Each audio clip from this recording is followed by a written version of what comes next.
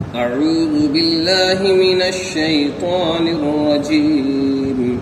بسم الله الرحمن الرحيم. يا أيها الذين آمنوا لا تتبعوا خطوات الشيطان ومن يتبع خطوات الشيطان فإنه يأمر بالفحشاء والمنكر ولولا فضل الله عليكم ولرحمته ما زكى منكم من أحد أبدا ولكن الله يزكي من يشاء والله سميع عليم. ترجمہ: اے ایمان والو، نہ چلو قدموں پر شیطان کے، اور جو کوئی چلے گا قدموں پہ شیطان کے سو وہ تو یہی بتلائے گا بے حیائی اور بری بات. اور اگر نہ ہوتا اللہ کا فضل تم پر اور اس کی رحمت تو نہ سنورتا تم میں ایک شخص بھی کبھی، لیکن اللہ سنوارتا ہے جس کو چاہے اور اللہ سب کچھ سنتا اور جانتا ہے.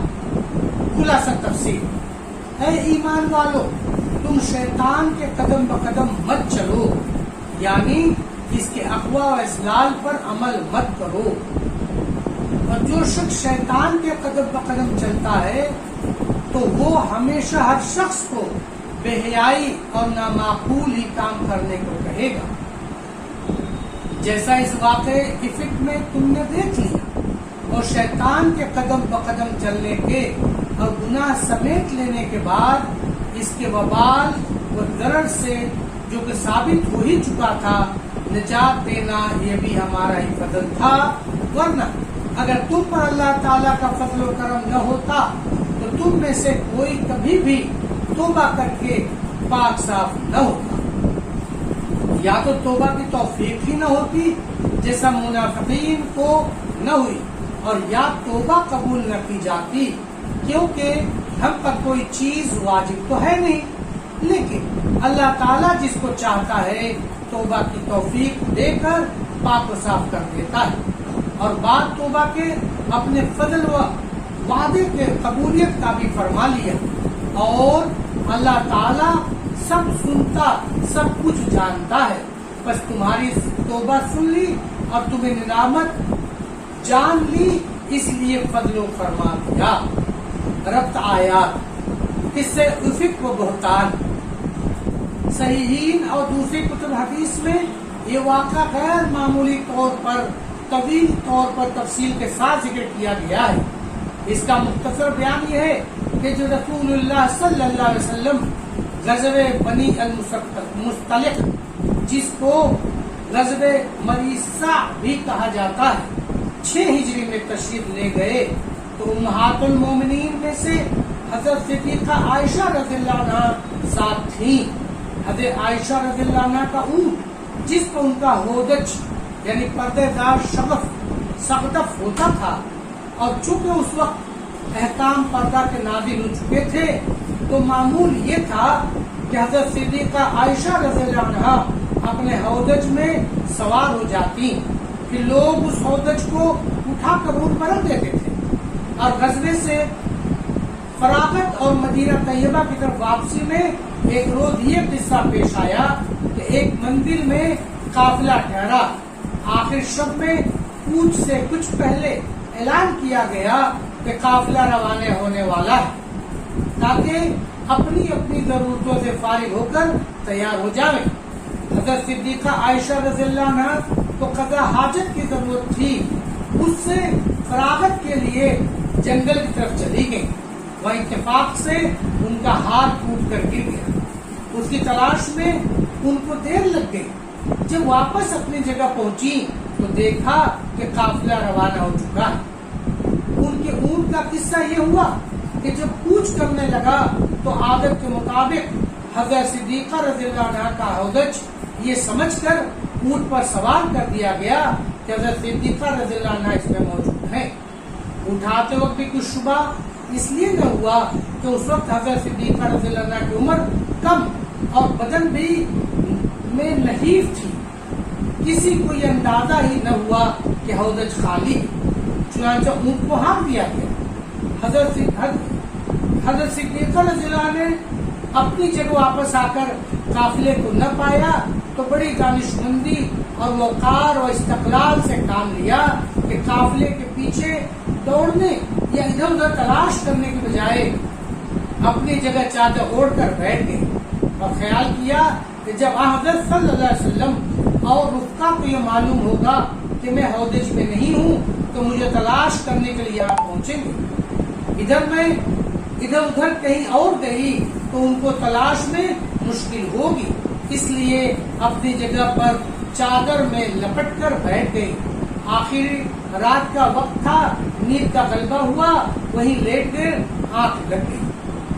دوسری طرف قدرت نے یہ سامان کیا کہ حضرت صفوان بن معطل صحابی رضی اللہ عنہ، جن کو حضرت صلی اللہ علیہ وسلم نے اسی خدمت کے لیے مقرر کیا تھا، تو قافلے کے پیچھے رہے اور قافلہ روانہ ہونے کے بعد یہ پڑی ہوئی چیز رہ گئی ہو تو اس کو اٹھا کر محفوظ کر لیں۔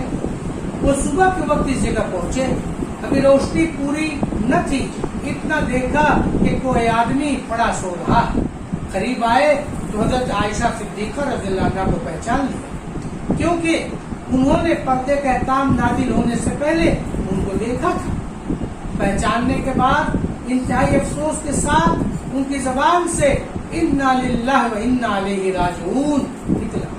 یہ کلمہ صدیقہ رضی اللہ عنہ کے کان میں پڑا تو آنکھ کھل گئی اور چہرہ ڈھانپ لیا۔ حضرت صفوان رضی اللہ عنہ نے اپنا اونٹ قریب لا کر بٹھا دیا، حضرت صدیقہ رضی اللہ عنہ اس پر سوار ہو گئی اور کل اونٹ کی نکیل پکڑ کر پیادہ پا چلنے لگے، یہاں تک کہ قافلے میں مل گئے۔ عبداللہ بن ابی بڑا خبیث منافق رسول اللہ صلی اللہ علیہ وسلم کا دشمن تھا، اس کو ایک بات ہاتھ لگ گئی اور کم وقت نے وہیں تباہی بکنا شروع کیا اور بعض بھولے بھالے مسلمان بھی سنی سنائی اس کا تذکرہ کرنے لگے، جیسے حضرت حسان رضی اللہ، حضرت مستح رضی اللہ عنہ مردوں میں سے اور حضرت حمنہ رضی اللہ عنہ عورتوں میں سے تھی۔ جب اس منافق کے بہتان کا چرچا ہوا تو خود رسول اللہ صلی اللہ علیہ وسلم کو اس سے سخت صدمہ پہنچا۔ حضرت صدیقہ عائشہ رضی اللہ عنہ کو تو انتہائی صدمہ پہنچنا ظاہر ہے کہ تمام مسلمانوں کو بھی اس سے سخت رنج و افسوس ہوا۔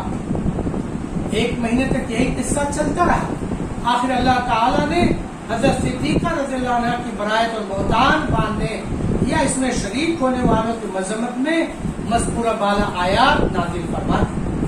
تہمت لگانے والوں سے شہادت کا مطالبہ کیا گیا، وہ تو ایک بالکل ہی بے بنیاد خبر تھی، گواہ کہاں سے آتے؟ نتیجہ یہ ہوا کہ نبی کریم صلی اللہ علیہ وسلم نے تہمت لگانے والوں پر شرعی ضابطے کے مطابق حد قذف جاری کی، ہر ایک کو 80 کوڑے لگائے۔ بزار اور ابن مریا نے حضرت ابو ہریرہ رضی اللہ عنہ سے روایت کیا ہے کہ اس وقت رسول اللہ صلی اللہ علیہ وسلم نے 3 مسلمانوں پہ حد قذف جاری فرمائی، یہ مستح، حمنہ و حسان رضی اللہ عنہ تھے۔ اور طبرانی میں حضرت عمر رضی اللہ عنہ سے روایت کیا ہے کہ رسول اللہ صلی اللہ علیہ وسلم نے اس موقع پر عبداللہ بن ابی منافق جس نے اصل تہمت گھڑی تھی اس پر دوہری حد جاری فرمائی، پھر مومنین نے توبہ کر لی اور منافقین اپنے حال پر قائم رہے۔ حضرت صدیقہ عائشہ رضی اللہ عنہ کے خصوصی فضائل و کمالات۔ رسول اللہ صلی اللہ علیہ وسلم کے دشمنوں نے آپ صلی اللہ علیہ وسلم کے خلاف اپنی ساری تدبیریں صرف کر ڈالی اور آپ صلی اللہ علیہ وسلم کو ایذا پہنچانے کی جو صورتیں کسی کے ذہن میں آ سکتی تھی وہ سبھی جمع کی گئی۔ کفار کی طرف سے جو ایذائیں آپ کو پہنچی ہیں ان میں شاید یہ آخری سخت اور روحانی عزت ہے۔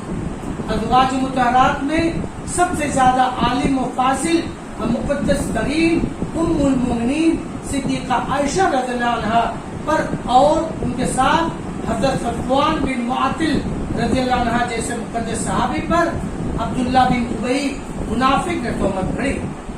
منافقین نے اس کو رنگ دیے اور پھیلائے اس بے اصل و بے دلیل ہوائی تہمت کے چند روز میں خود ہی حقیقت کھل جاتی، مگر ام المومنین کو اور خود رسول اللہ صلی اللہ علیہ وسلم کو جس اس تہمت سے روحانی ایذا پہنچی تھی، حق تعالیٰ نے اس کے ازالہ اور صدیقہ رضی اللہ عنہ کی برات کے لیے وہ الہی کے کسی اشارے پر اکتفا نہیں فرمایا، بلکہ قرآن کے تقریباً 2 رکوع ان کی برات میں نازل فرمائی، اور جن لوگوں نے یہ تہمت گھڑی یا جن لوگوں نے اس کے تذکرے میں حصہ لیا، ان سب پر عذاب دنیا و آخرت میں ایسی وعیدیں بیان فرمائی کہ شاید اور کسی موقع پر ایسی وعیدیں نہیں آئی۔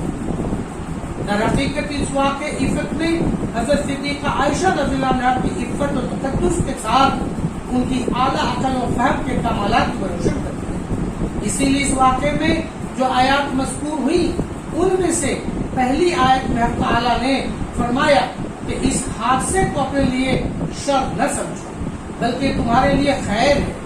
اس سے بڑی خیر کیا ہوگی کہ اللہ تعالیٰ نے 10 آیات میں ان کی پاکی اور نزاہت کی شہادت دی اور قیامت تک تلاوت کی جائے گی۔ خود صدیقہ عائشہ رضی اللہ عنہا فرماتی ہیں کہ مجھے اپنی جگہ یہ تو یقین تھا کہ اللہ تعالیٰ بذریعہ وحی رسول اللہ صلی اللہ علیہ وسلم پر میری صفائی و برات ظاہر فرما دے گی، مگر میں اپنے آپ کو اس قابل نہیں سمجھتی تھی کہ میرا معاملے میں قرآن کی آیات نازل ہو جائیں گی جو ہمیشہ پڑھی جائیں گی۔ اس جگہ واقعی کچھ مزید تفصیل جان لینا بھی آیات کے سمجھنے میں معین ہوگا، اس لیے اس کو مختصر بتا جائے گا۔ اس سفر سے واپس آنے کے بعد حضرت صدیقہ رضی اللہ عنہا اپنے گھریلو کاموں میں مشغول ہو گئی۔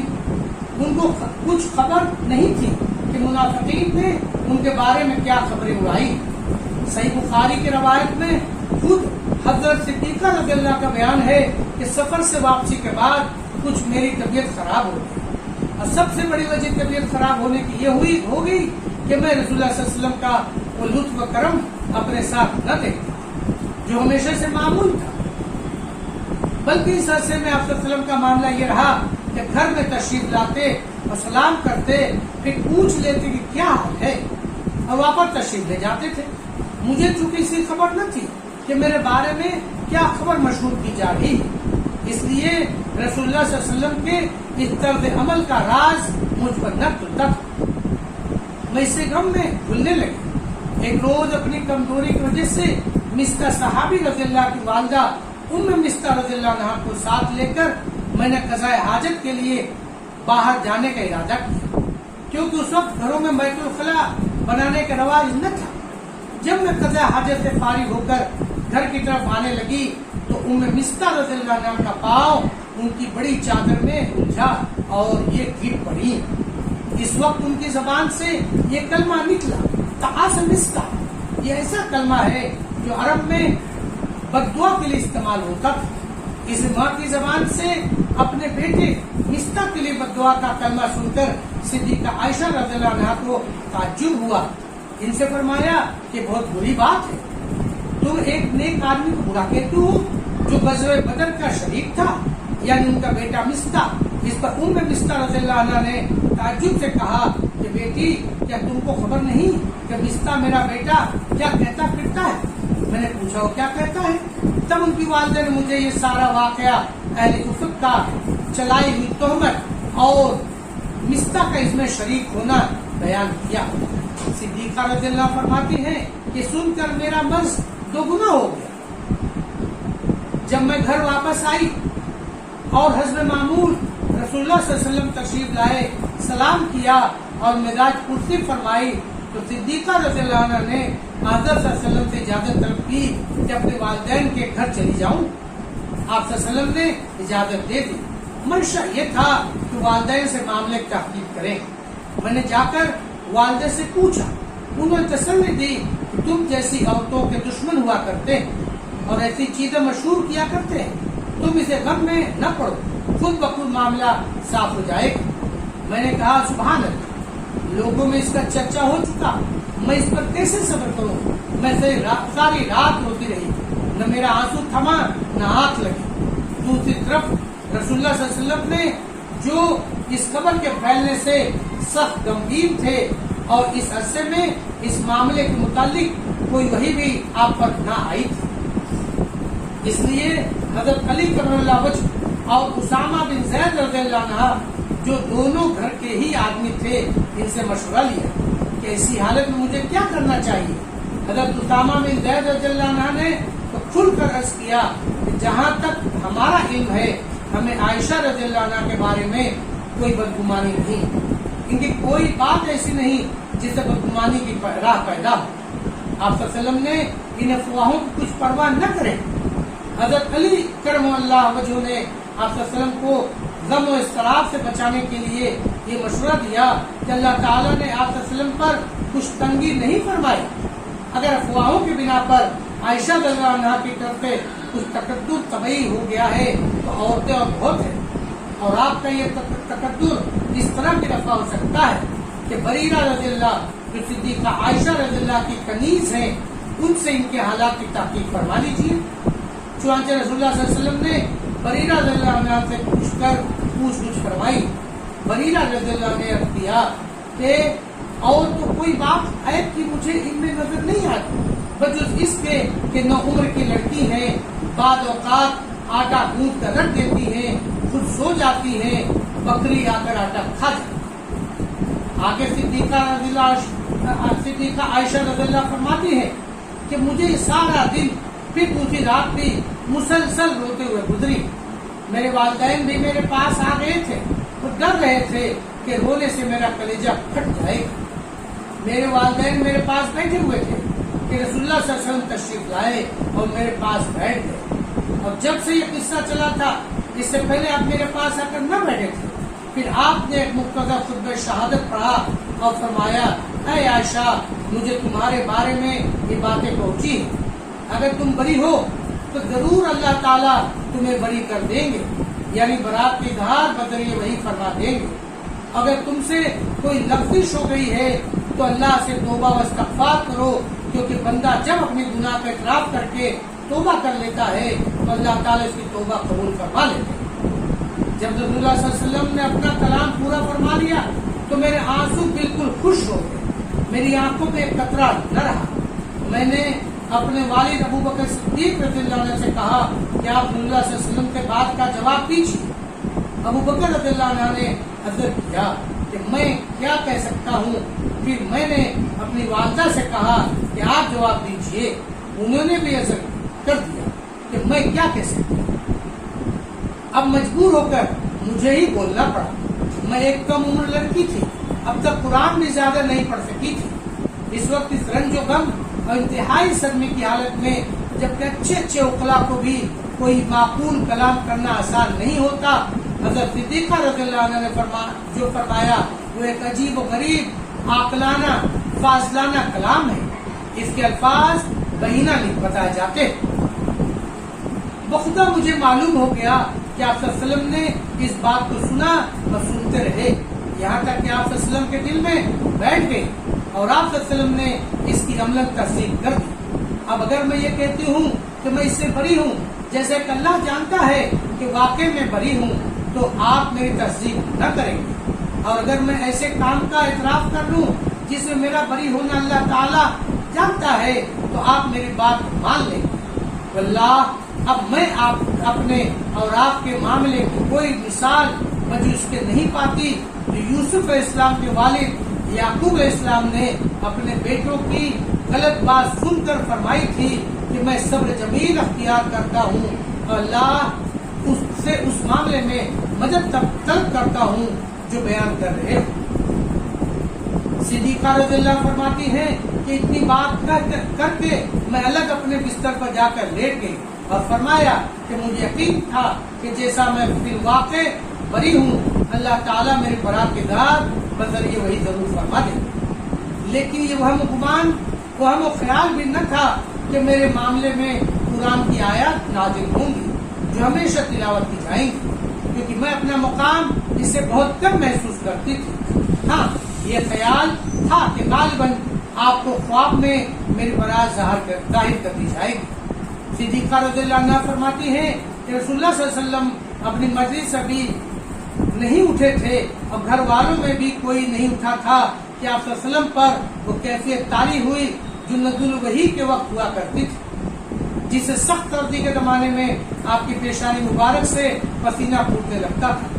جب یہ کیفیت رفع ہوئی تو رسول اللہ صلی اللہ علیہ وسلم ہنستے ہوئے اٹھے اور سب سے پہلے کلمہ جو فرمایا وہ یہ تھا، عائشہ خوشخبری سنو، اللہ تعالیٰ نے تمہیں بری کر دیا۔ میری والدہ نے کہا کہ اٹھو، کھڑی ہو جاؤ اور حضرت صلی اللہ علیہ وسلم کے پاس حاضر ہو۔ میں نے کہا نہ، میں اس معاملے میں اللہ کے سوا کسی کے احسان مانتی نہ ہوں، نہ کھڑی ہوں گی۔ میں اپنے رب کا شکر گزار ہوں کہ اسی نے مجھے بری فرمائے۔ وآخر دعوانا ان الحمدللہ رب العالمین۔ السلام علیکم ورحمۃ اللہ وبرکاتہ۔ Subscribe now and press the bell icon. Never miss an update.